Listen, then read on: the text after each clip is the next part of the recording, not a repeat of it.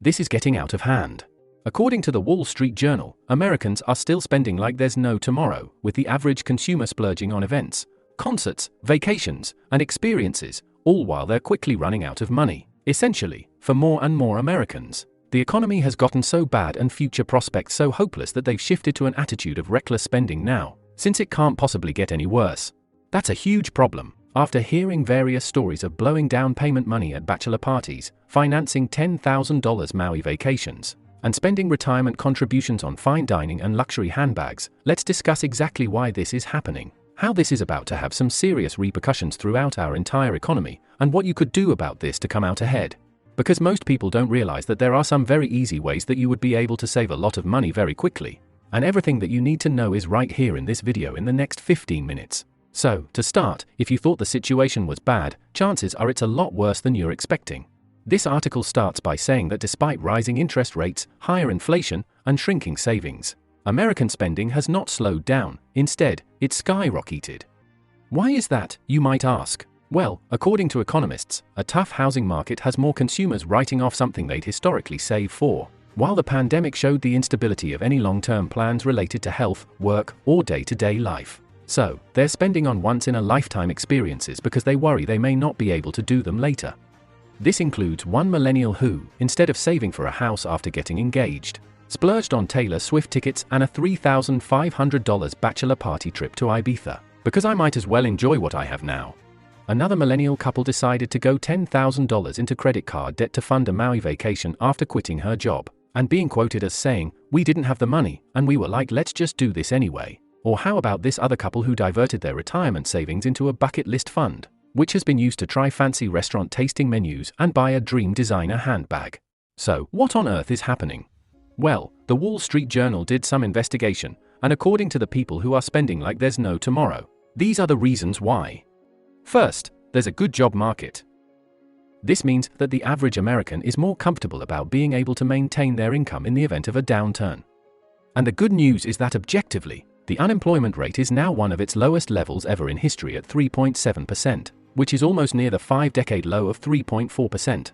However, the flip side to this is that so far throughout history, unemployment has never been able to sustain below 4% without hitting a recession. Permanent job losses are rising, with more and more people being forced to take on second jobs, and the yield curve is so inverted that the probability of a downturn could be unavoidable. But until then, sure, everything is fine. The second reason is that Americans are playing with house money. Thanks to the pandemic, it's reported that Americans collectively pocketed about $280 billion from tapping the equity in their homes and saved about $120 billion from refinancings, allowing them to spend a lot more money than they would otherwise.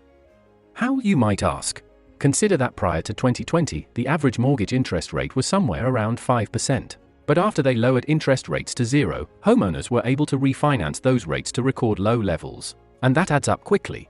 For example, someone with a $300,000 mortgage would be able to save $400 a month, every single month for the next 30 years by refinancing from 5% to 3%. And that $400 is extra money that could easily be spent, since technically, with some mental gymnastics, it's free. The third reason is excess savings. This refers to all of the extra money that Americans were able to accumulate by staying home, not spending money, receiving stimulus checks, collecting unemployment, and seeing a surplus deposited into their bank account. The problem, however, is that so far, American spending has not slowed down whatsoever, it's just continued. Since the pandemic, spending across nearly all categories has increased by roughly 40% to 50%, often above the rate of inflation. This suggests that Americans are running out of money, and experts are warning that it's only a matter of time until eventually they run out completely. The fourth reason is that people are adopting a buy now approach. For the majority of products and services, prices have increased each and every year since 2020. So people are now taking the approach that it's better to buy today than wait and risk prices going up even more. The fifth reason is that people are adopting a new outlook on life. The pandemic made them appreciate what they were missing out on or just how quickly things could change. So they're choosing to live it up today. Like one of the people being interviewed said, "I want to be more than just a person who works all day for clients and comes home and works all night for the children. And I don't really do anything for me." And that is equating to more of a YOLO mentality today that doesn't bode well for the future of the economy. So, given the declining savings rates and potential hazards coming very soon, let's discuss exactly what this means for you, the repercussions throughout the entire economy, and then finally what you've all been waiting for: the secrets to saving a lot of money very quickly. Alright, so in terms of how you could save a lot of money fast, we need to start with the basics because for most people, it's bad. For example, it's recently reported that the average American only saved 5% of their income. The median savings for those under 33 years old is just $3,240, and nearly 1 in 4 households has absolutely no emergency savings at all. On top of that, for half of all Americans, their spending either meets or exceeds their annual income, meaning it's only a matter of time until everything eventually implodes. So, one method for alleviating this and eventually building substantial wealth is what Dave Ramsey calls the zero budget method. With this strategy, the goal is that every single month, your income and expenses should equal absolutely zero, so that every single dollar is allocated and has a specific purpose. For example, let's just say if a take-home pay is $5,000 a month, assuming your expenses are $4,500 a month, you would find a place to allocate that remaining $500, so that the end magic number is zero. Now, this doesn't mean that you'd go and recklessly spend the money so that you have nothing left, but it does mean that you find a specific purpose for every single dollar so that there's nothing that falls through the cracks. Of course, if you can't get to zero because your expenses exceed your income, then you need to do anything possible to cut back while taking on additional work to earn extra money. Plus, according to Dave Ramsey, it really quickly works. Although, in terms of how much you could actually spend throughout every category, here's where things get interesting. One method for doing just that is called the 50 for 30 or 20 rule, and it's really simple. 50% needs, 30% wants, and 20% savings.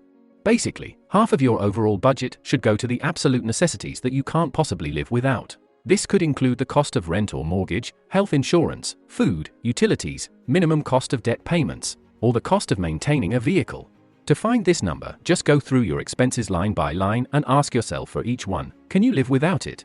If the answer to that is no, then this becomes your bare minimum that you need to get by every single month in a worst-case scenario. From there, though, we have another 30% that's allocated towards wants, which is another word for discretionary spending that you don't absolutely have to indulge in. Like eating out at restaurants, pursuing hobbies, paying for subscription services, gym memberships, traveling, shopping, or going out with friends.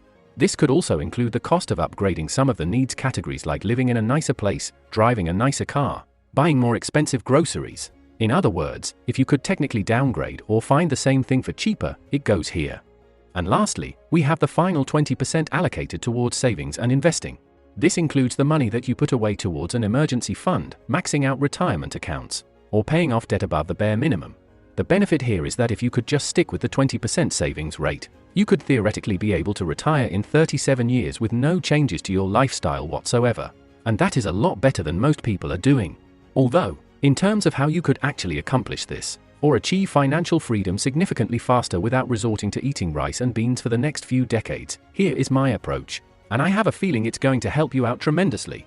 First of all, when it comes to any financial goal, you have to break down exactly how much you want and in what time frame.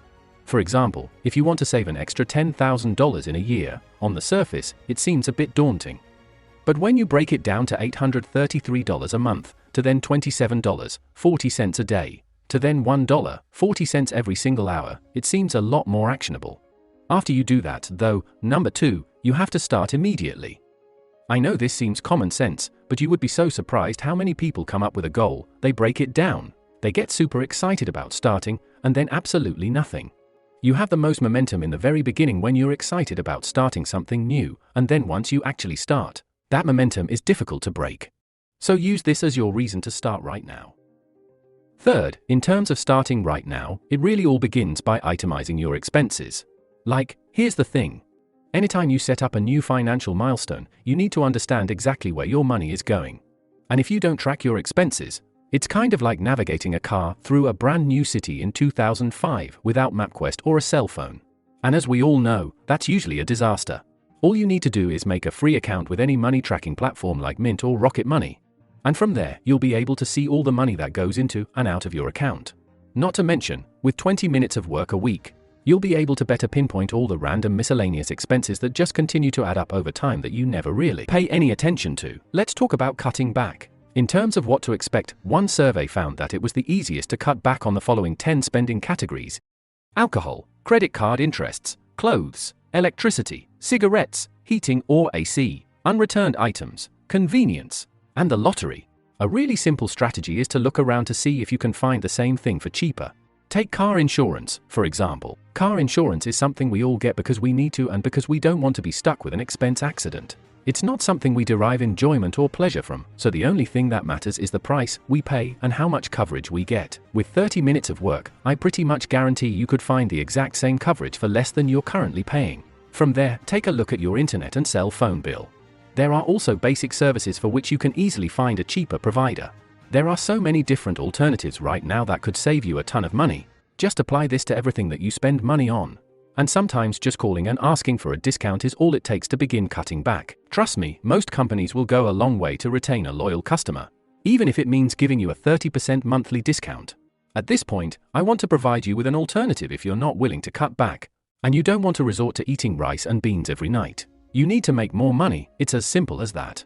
And that's where a side hustle comes into the picture. Most people won't tell you this, but the internet has completely changed how people can earn money. I recently discovered a side hustle that literally anyone with a computer and internet connection can do, anywhere in the world. Yet, 99% of the population has never even heard of it. If you want to save an extra $20,000 over the course of just 1 year without picking up a second job, this side hustle is the best way to do it. Click the link in the description to learn more. And finally, fifth, with all of this extra savings, you need to pay yourself first. This comes from the philosophy that most people first spend their money on housing, transportation, food, and whatever else they buy, and then they save whatever's left over. But paying yourself first flips this idea on its head. With this, you'll automatically pay yourself a certain amount right off the top, and then you'll get to freely spend whatever's left over. So, automate your savings, move it before you think about it, and once it's out of sight, it's out of mind. And finally, in terms of my own realistic ways and being able to build the most amount of wealth relatively quickly, I would focus on these 5 main categories first. The first one being housing. According to the Consumer Expenditure Survey, housing takes up the largest portion of the average budget. So, if you could find a way to reduce this, you're set. I know it sounds easier said than done, but perhaps you'd find a way to rent out a spare bedroom or your finished basement. Maybe you're able to ask your landlord for a reduction in rent, or find a cheaper place when your lease ends. If you own a home, like I mentioned earlier, you could shop around for better insurance rates, and you could also adjust the thermostat when you're not using it. You have a ton of ways to lower your cost, and by implementing just a few of these, you should be able to save an extra $100 to $300 per month. 2. We have transportation. Right now, the average car payment is $716 a month, which is ridiculous. On the bright side, this is a great place to save a lot of money very quickly. Personally, my recommendation is that unless you need a nice car for professional use, go and buy the most affordable, reliable, fuel-efficient car that you could possibly find, and then drive it into the ground. I would recommend Japanese cars like a Toyota or Honda. Those things last forever and are very good on gas. 3. We have taxes. Remember how I said that housing takes up the largest portion of the American budget? Well, that's not entirely true. It's actually taxes. It was reported that in the United States, the average single worker paid 30.5% of their income to taxes in 2022. This means that you're effectively working 4 months a year just to pay the government. That's why it's more important than ever to at least have a basic understanding of how the tax system works so that you could take advantage of all the legal tax benefits available to you to save as much money as possible. From my experience, hiring a good accountant goes a long way in saving you a lot of money. A good accountant should save you a lot more than what they charge for their services. From there, though, 4. We have food. One study found that the average American spends $6,600 a year in this category, which works out to $550 a month. About 40% of that is eating out, at $220 a month. Now, instead of telling you to just stop eating out altogether, I'll share a more reasonable strategy that I use myself. If you're dining out or going to a restaurant or ordering food delivery, don't do it just out of laziness.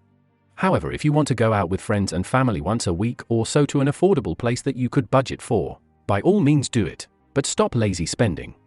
Do it intentionally, plan it out in advance. And finally, 5. We have debt repayment. It's said that the average American has $5,700 of credit card debt at an average of a 24% interest rate.